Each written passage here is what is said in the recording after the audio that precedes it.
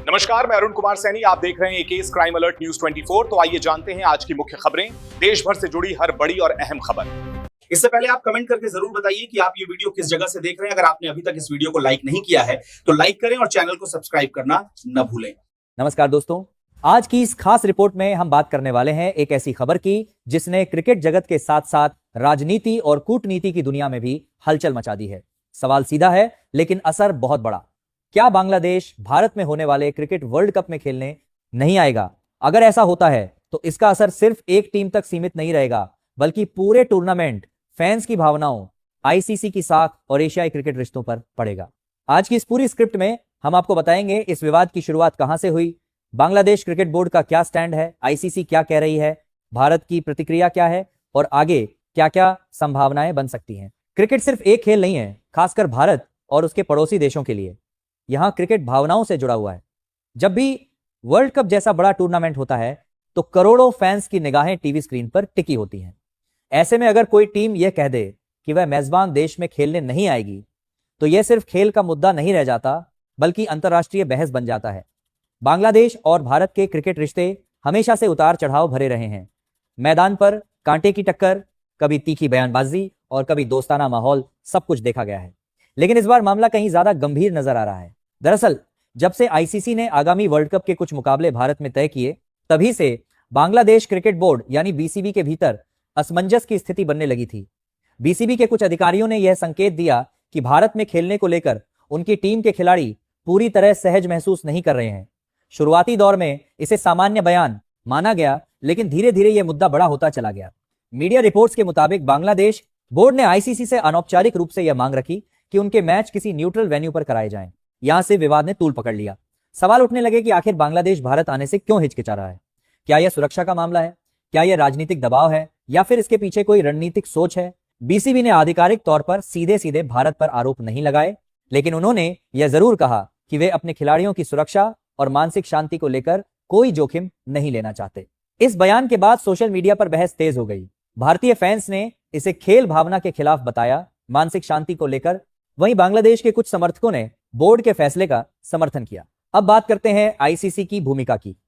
International cricket council किसी भी बड़े टूर्नामेंट में सबसे ऊपर होती है। नियम, शेड्यूल और मेजबानी के फैसले आईसीसी ही करती है। जैसे ही बांग्लादेश की तरफ से यह संकेत मिला कि वे भारत में खेलने को लेकर असमंजस में है, आईसीसी ने साफ कर दिया कि वर्ल्ड कप का शेड्यूल पहले से तय है और उसमें बदलाव आसान नहीं होगा। आईसीसी का कहना था कि भारत एक सुरक्षित मेजबान देश है। यहां पहले भी कई बड़े अंतर्राष्ट्रीय टूर्नामेंट सफलतापूर्वक आयोजित हो चुके हैं और किसी टीम को अलग से छूट देना बाकी टीमों के साथ नाइंसाफी होगी।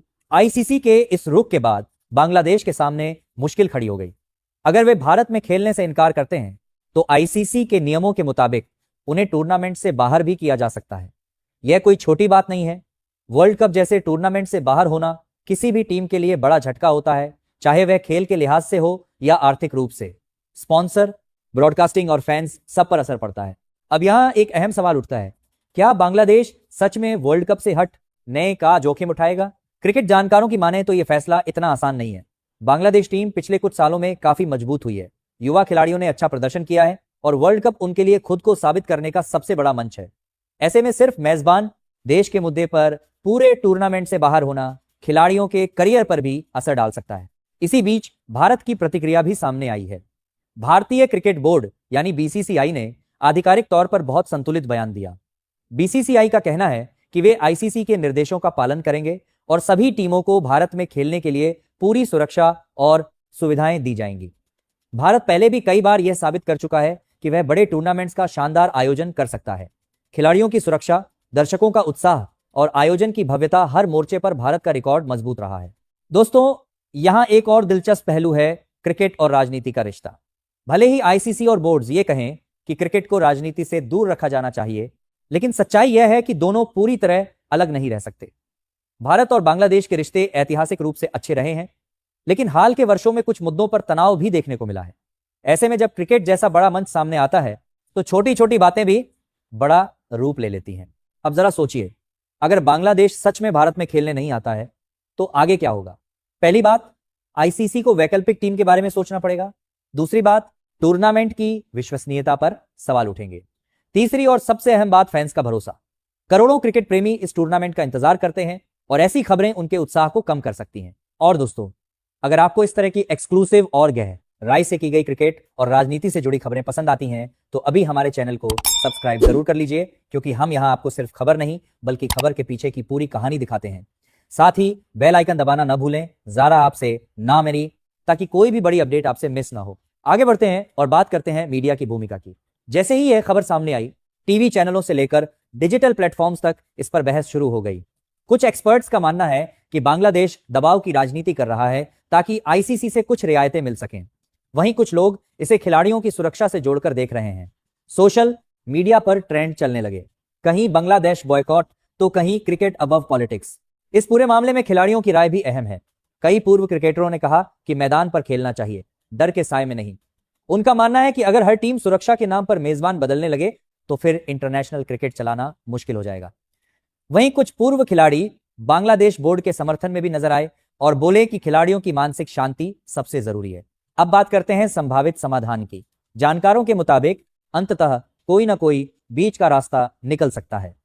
हो सकता है कि बांग्लादेश भारत आए और आईसीसी व बीसीसीआई मिलकर अतिरिक्त सुरक्षा इंतजाम करें।